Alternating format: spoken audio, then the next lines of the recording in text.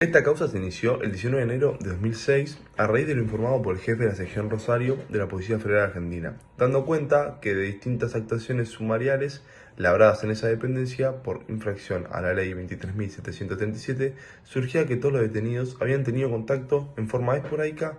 con una finca emplazada en la calle Nicaragua, casi esquina Forest, donde se había observado los movimientos típicos de la venta de estupefacientes al menudo. En el caso Ariola hay dos instancias previas a llegar a la Corte Suprema. En la primera instancia, Ariola se lo declara culpable por comercialización de marihuana.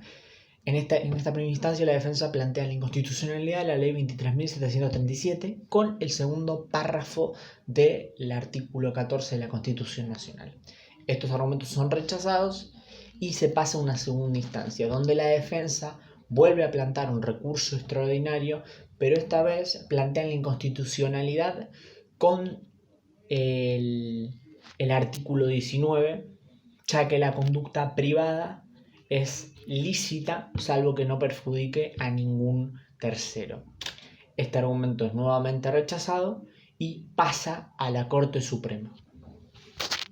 En cuanto a la defensa, partamos de la defensa de los acusados por tráfico de estupefacientes, donde su defensa interpone un recurso de casación que es rechazado por el Tribunal de Justicia, porque este declara inadmisible los recursos extraordinarios que son expuestos por la defensa. Esto es lo que da lugar a que se interponga un recurso de hecho que va a ser fallado por la Corte Suprema de Justicia,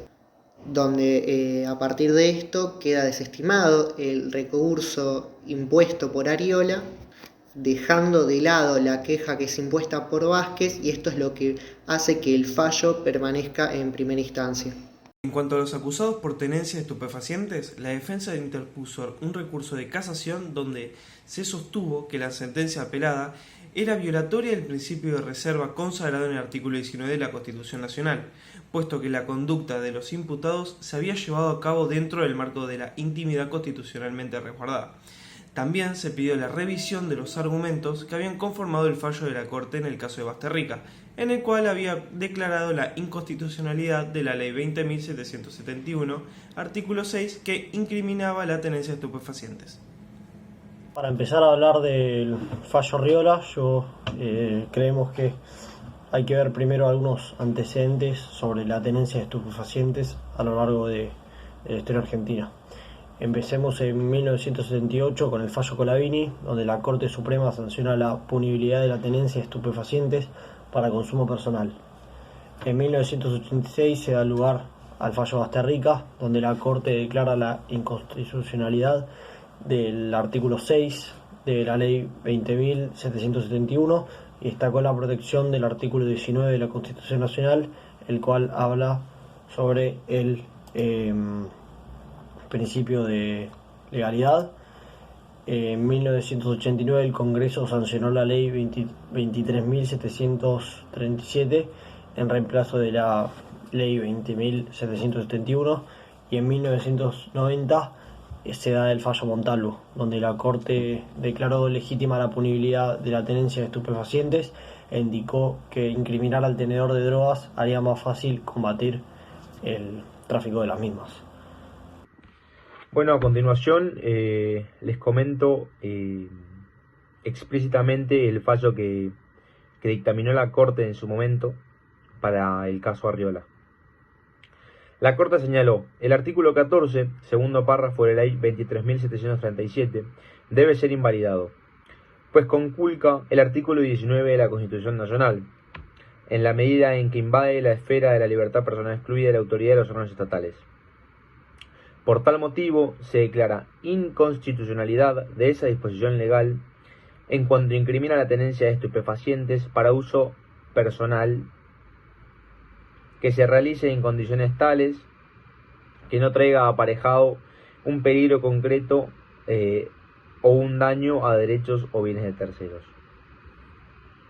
En lo que corresponde a la justificación de la Corte Suprema para dictaminar el fallo en el cual declara inconstitucional la ley 23.737, Una de ellas es que, a pesar de estar penado, se ha visto incrementado el consumo de drogas ilícitas en nuestro país, así como su liderazgo a partir de otros países de Latinoamérica. Otras de las justificaciones es, a partir de la reforma de 1994 se estableció el control de convencionalidad, por lo cual se cuenta las interpretaciones y fallos de la Corte Interamericana de los Derechos Humanos. En esa corte se establecía el principio de dignidad del hombre, en el cual se prohíbe la utilización del hombre, en este caso el consumidor de estupefacientes, para llegar a los autores del tráfico de estupefacientes. Otra de las justificaciones es que la criminalización por consumo en base a la posibilidad de que estos se transformen en autores de delito contradice el estándar internacional que impide la criminalización de personas en base a una posible peligrosidad. Para completar con lo dicho recientemente, el principio pro hominem dice: siempre debe preferirse la interpretación de la ley que resulte menos restrictiva para los derechos con respecto a la criminalización por posible peligrosidad.